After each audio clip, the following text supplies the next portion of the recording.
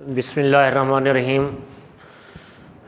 Dear students, last time हमने inorganic chemistry का chapter number 1 basic concepts पढ़े थे, बेसिक पीरियोडिक टेबल। तो आज हम चैप्टर नंबर 7 स्टार्ट कर रहे हैं। Chapter number 7 fundamental principles of organic chemistry. तो first we should know what is organic chemistry. Simply we can say that organic chemistry is the study of organic compounds. Chemistry of organic compound, study of organic compound, study of properties of organic compound, study of properties, composition and changes in organic compound is called organic chemistry. तो organic compounds की study को, organic compounds की chemistry को organic chemistry कहते हैं। The word organic means pertaining to life, pertaining to life, about the life. Organic compound means the compounds which are related to life. Actually start में उन compounds को organic compound कहा जाता था which are obtained from living things. यानी organic compound से मुराद है living molecules, life molecules are called organic molecules like sugars, proteins, lipids, these were known as organic compounds. तो ऑर्गेनिक कंपाउंड्स क्या हैं, इस बारे में वो ओल्ड आइडिया है, vital force theory. This theory was given by J Berzelius. J Berzelius के मुताबिक वो कंपाउंड ऑर्गेनिक कंपाउंड्स कहलाते हैं which are obtained from living things, which are obtained from plants and animals are known as organic compounds. इस theory के मुताबिक the compounds obtained from living things, living things means plants and animals are called organic compounds. इस theory के मुताबिक organic compounds are synthesized, are prepared, are produced in plants and animals due to some supernatural force which is called vital force. J Berzelius के मुताबिक there exist a mysterious force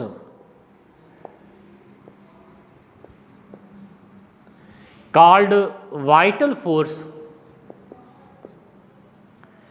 in living things which is responsible for formation of organic compound, जिसकी वजह से organic compounds living things में produce होते हैं। For formation of organic compounds in living things. तो चूंकि ये वाइटल फोर्स, ये माइस्टेरियस फोर्स सिर्फ लिविंग थिंग्स में पाई जाती है, इससे इस थ्योरी के मुताबिक ऑर्गेनिक कंपाउंड्स सिर्फ लिविंग थिंग्स में प्रोड्यूस होते हैं। They can not be prepared in laboratory, they can not be obtained from non living things. इसके मुताबिक organic compounds cannot be prepared in laboratory.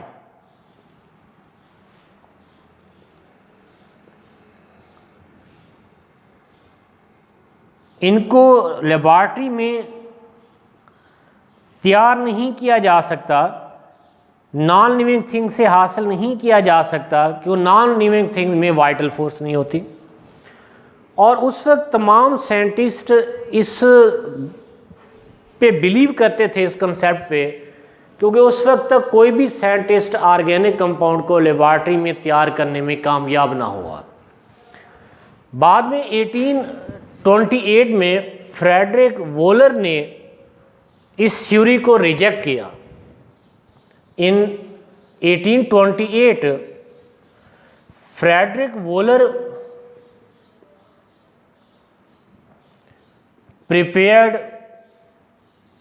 the first organic compound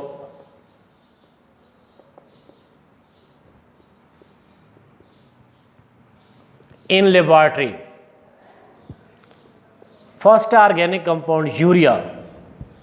He prepared urea by heating ammonium cyanate, NH4CnO. Ammonium cyanate को heat करें तो it is converted into urea. Urea उस वक्त organic compound consider किया जाता था because it was obtained from faeces of animals. तो ये कंपाउंड फ्रेडरिक वोलर लेबॉर्ट्री में तैयार करने में कामयाब हो गया. तो इस तरह ये थ्योरी रिजेक्ट हो गई कि ऑर्गेनिक कंपाउंड सिर्फ लिविंग थिंग्स से हासिल नहीं किए जा सकते. ऑर्गेनिक कंपाउंड्स के लिए किसी वाइटल फोर्स की ज़रूरत नहीं है. They can be prepared in laboratory. तो इसके बाद फिर बहुत सारे ऑर्गेनिक कंपाउंड लेबॉर्ट्री में तैयार किए गए. तो ये कंसेप्ट रद्द हो गया कि ऑर्गेनिक कंपाउंड्स सिर्फ लिविंग थिंग्स से हासिल नहीं किए जा सकते, ऑर्गेनिक कंपाउंड लेबॉर्ट्री में तैयार किए जा सकते हैं. तो इस तरह मॉडर्न कंसेप्ट के मुताबिक फिर जब ऑर्गेनिक कंपाउंड को स्टडी किया गया तो उन तमाम ऑर्गेनिक कंपाउंड्स में कार्बन वाज प्रेजेंट. तो इस तरह मॉडर्न कंसेप्ट के मुताबिक organic compounds are the compounds of carbon. तो according to modern concept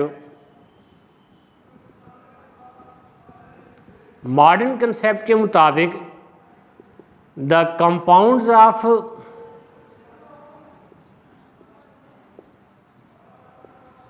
carbon and hydrogen. Compounds of carbon and hydrogen are also known as hydrocarbons and their derivatives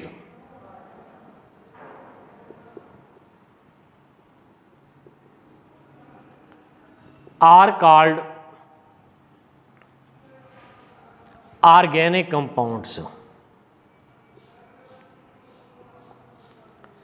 और इन organic compounds की study को organic chemistry कहते हैं. लेकिन there are some compounds which contain carbon but they are not organic in nature. कुछ compound ऐसे हैं जिसमें कार्बन पाई जाती है लेकिन ऑर्गेनिक नहीं है. For example carbon monoxide, carbon dioxide, carbonates, bicarbonates, cyanides, cyanates etcetera are not organic compounds. इन सब कंपाउंड में कार्बन है लेकिन ऑर्गेनिक इन नेचर नहीं है. इन कंपाउंड्स की प्रॉपर्टीज़ ऑर्गेनिक कंपाउंड जैसी नहीं है, इससे इन कार्बन कंटेनिंग कंपाउंड्स को ऑर्गेनिक कंपाउंड में शामिल नहीं किया जा सकता. लेकिन कुछ ऐसे कंपाउंड्स भी हैं जिसमें कार्बन नहीं है लेकिन they are organic in nature. वो ऑर्गेनिक कंपाउंड कहलाते हैं. मिसाल के तौर पर there are some compounds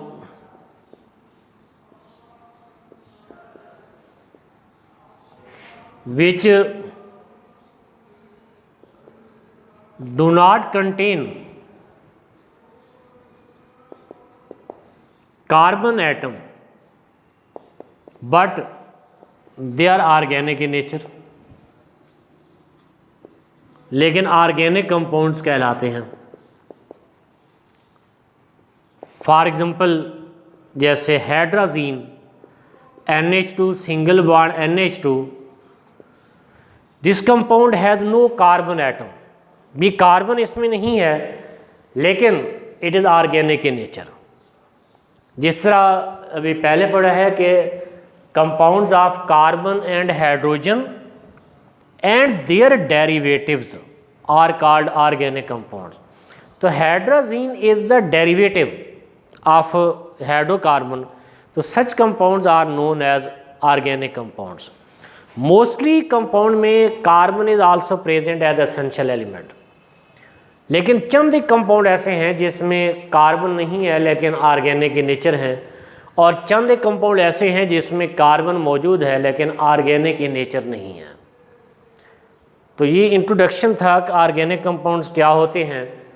next lecture में इंशाल्लाह हम डिस्कस करेंगे कि वो कौन से फीचर्स हैं, कौन सी करैक्टरिस्टिक प्रॉपर्टीज़ हैं जो ऑर्गेनिक कंपाउंड्स को इनऑर्गेनिक कंपाउंड से डिफ़र करती हैं। Thank you. अल्लाह हाफिज़।